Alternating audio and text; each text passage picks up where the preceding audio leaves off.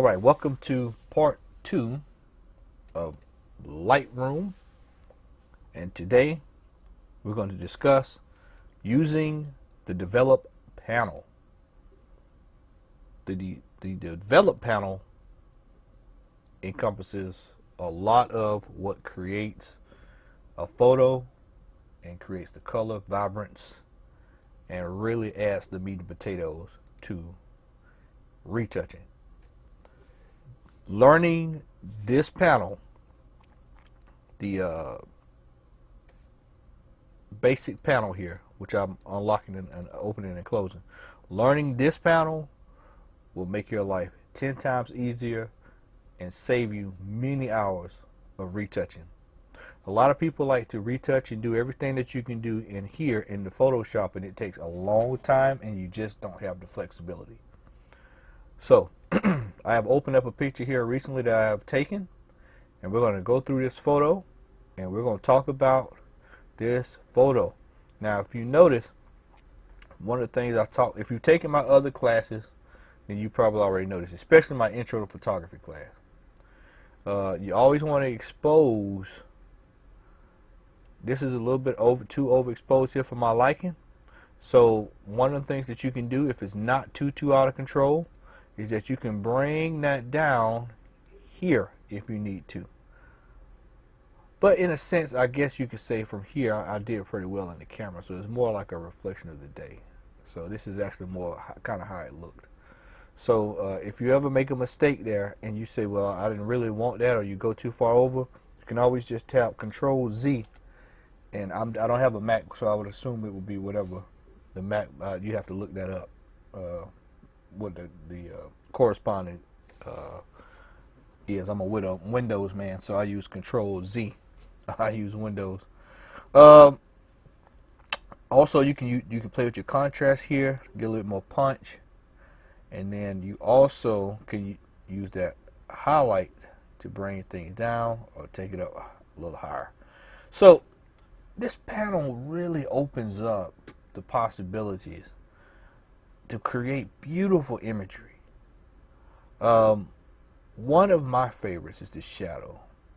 Now, older cameras you're not going to have that flexibility on, but especially on these new mirrorless cameras, they do such a good job of rendering photos that you're able to take the information and able to make so many adjustments in Lightroom or Capture One, and in this case Lightroom. So I'm going to show you how dynamic it can be. So we see here, I have both panels open here. You have the one on the left and on the right, and already we see how the image has changed dramatically. There's such a dramatic look here on the right as opposed to the left. So what we're going to do is we're going to crank up our whites, which would then give us a beautiful look here. And I'm going to go to exposure, and I'm just using my wheel mouse here to just roll over. And there we go here. And then also we'll take our blacks up just a tad here. And so we have here, we have a little bit more definition if you look here as opposed to here.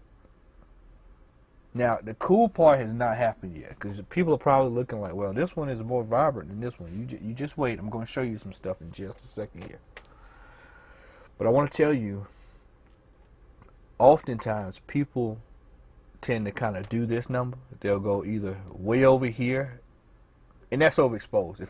I'm just going to forewarn you. If I see an image and it comes in like this, that is unusable, and you know it just like I know it. That's probably going to ding you some points. But this is an evenly exposed photo. It's not too bright. It's not too hot. Usually, terminology I use a lot is hot. That's hot. You don't want your photo that hot. You want your photo about right around in there, give or take. All right, so we're gonna go back, bring that back down here. That's a little bit too much there. My computer's just moving a little tad slow there. All right, there we go. And so here we have clarity. Now, clarity really adds a little punch to your photos and a little grit. And so we kind of can see how it just makes everything stick out here from here to here. Just notice the difference. We're going to notice, we're going to zoom in here. We're going to see, just notice how the 45 is more pronounced on this side as here. But you don't want to get carried away with that, because then you have all of these other artifacts. Other imperfections start to pop up. So there's a fine balance when you're using the clarity. Most times I usually say about there, depending on what you're using it for. So we're going to go back in here. I want you to see this and just see how pronounced everything is with just a little bit of clarity. Just be careful not to go overboard with that. Now, here is some fun stuff. This is where, right here in presence, we're going to use vibrancy. We're going to add in some kick. So now we notice how the skies are more pronounced. We notice how the foliage on the trees are more pronounced. We notice all of the buildings, the colors are a lot more pronounced. And this is all within Lightroom. This is all within Lightroom. And just a couple of panels. And this is why I try to tell individuals that the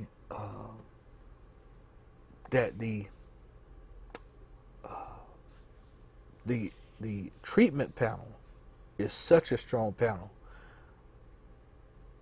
Sometimes you can run into situations like this. I'm going to use this saturation just so you can kind of see what saturation does. It adds that extra kick to it, and so now you've got a beautiful rendered photo here.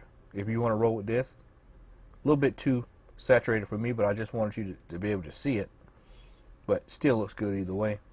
I'm going to go to another photo. Let's see here.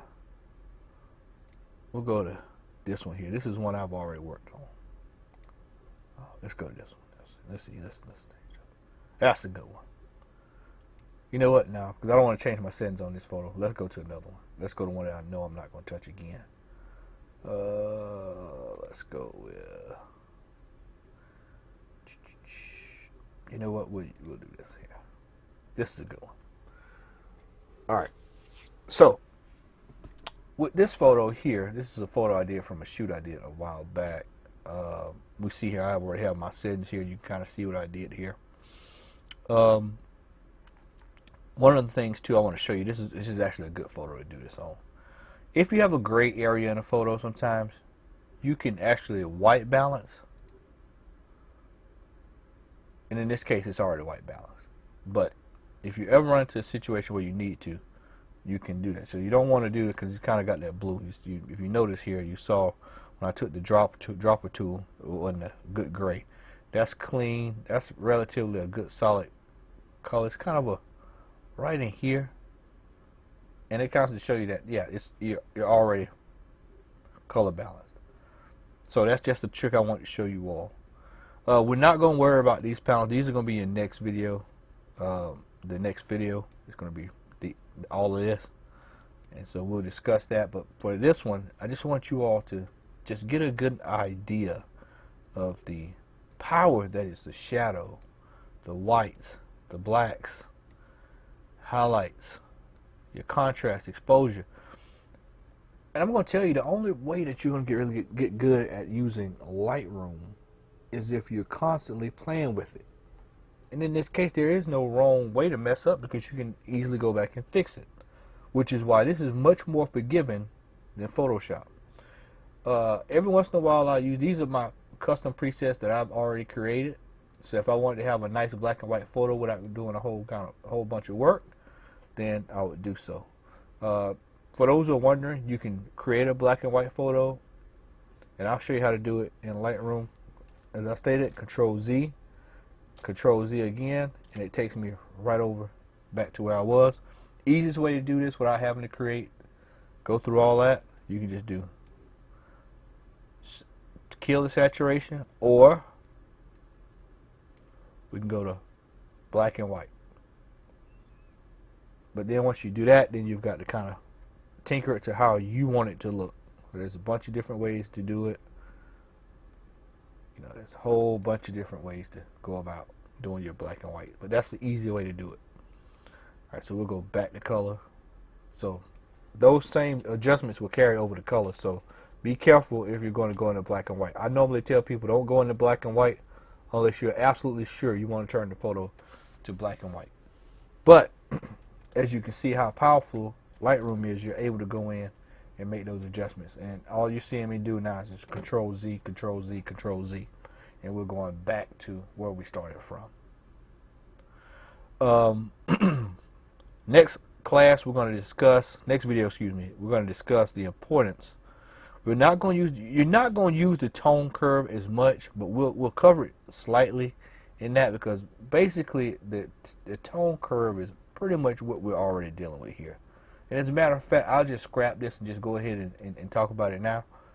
Is that you kind of just see the tone curve is just kind of, if you want to tinker with the photo to get it to a little bit more what you're trying to do, it's really not a whole lot that you'll use for it.